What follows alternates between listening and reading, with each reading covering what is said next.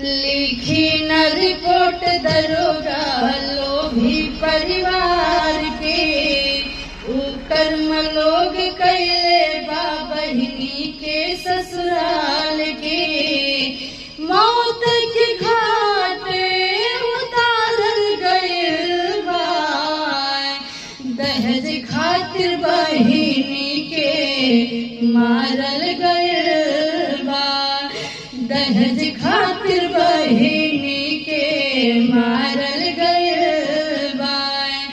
जवन मगल तवन हम मांग कैली पूरा, फ्रिज कूलर सिकड़ी अंगूठी कुछ ना छोड़ली अधूरा।